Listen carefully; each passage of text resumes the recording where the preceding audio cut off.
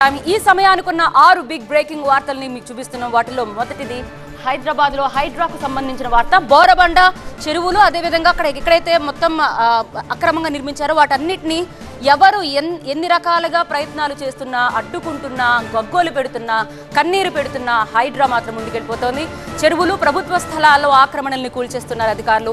బోరబండ సున్నపు చెరువు, బౌరంపేట కత్వా చెరువు ఆక్రమణలపై హైడ్రా ఆపరేషన్ చేపట్టింది. కూల్చివేత నేపథ్యంలో భారీగా పోలీసులు మోహరించారు. ఇది మనకు అందుతున్న మొదటి బిగ్ బ్రేకింగ్ వార్త. సెకండ్ వన్, ఉత్తరాంధ్ర సహా చాలా జిల్లాల్లో మళ్ళీ వర్షాలు బీభత్సం సృష్టిస్తున్నాయి. సో మీరు చూడొచ్చు, ముఖ్యంగా జిల్లా వ్యాప్తంగా రెడ్ అలర్ట్ కూడా, అంటే అల్లూరులో, అదేవిధంగా తూర్పుగోదావరి, ఇలా ఏపీలో 4 జిల్లాలకైతే అత్యంత భారీ వర్షం కురుస్తుంది. అల్లూరి సీతారామరాజు జిల్లా, తూర్పుగోదావరి, పశ్చిమ గోదావరి, ఏలూరు జిల్లాలకు రెడ్ అలర్ట్ జారీ చేశారు. థర్డ్ బ్రేకింగ్ విషయానికి వద్దాం. విజయవాడలో మళ్లీ భారీ వర్షం. దీంతో బుడమేరు, శివారు ప్రాంతాల ప్రజలందరూ కూడా అలర్ట్ అవ్వాలని అధికారులు సూచిస్తున్నారు.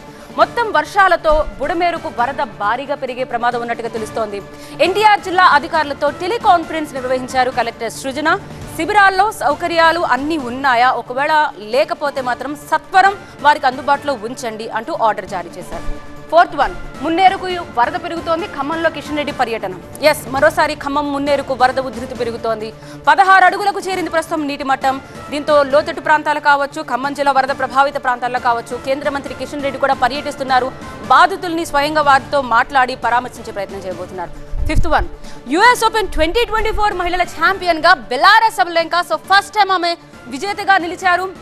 ఫైనల్ అమెరికాకు చెందిన జెసికా పెగులాపై 7-5, 7-5 సెట్స్ తేడాతో సబలెంకా గెలుపొందింది. దీంతో కెరియర్లోనే తొలిసారి యుఎస్ ఓపెన్ టైటిల్ను సబలెంకా సొంతం చేసుకున్నట్టు. ప్రపంచ 2వ ర్యాంకర్ సబలెంకాకు ఇది 3వ గ్రాండ్ స్లామ్. ఇక సిక్స్త్ వన్, ఇది చాలా కీలకమైన వార్త. మీరు చూడొచ్చు, ఆధార్ కార్డు ఉండాలి కంపల్సరీ. ఎన్ఆర్సీకి సంబంధించి మీకు రావాలంటే ఆధార్ కార్డుల జారీ విషయంలో అసోం ప్రభుత్వం కీలక నిర్ణయం తీసుకుంది. ఇకపై ఆధార్ కార్డు జారీ చెయ్యాలంటే జాతీయ పౌర నమోదు అంటే ఎన్ఆర్సీ దరఖాస్తు నెంబర్ సమర్పించాల్సి ఉంటుంది.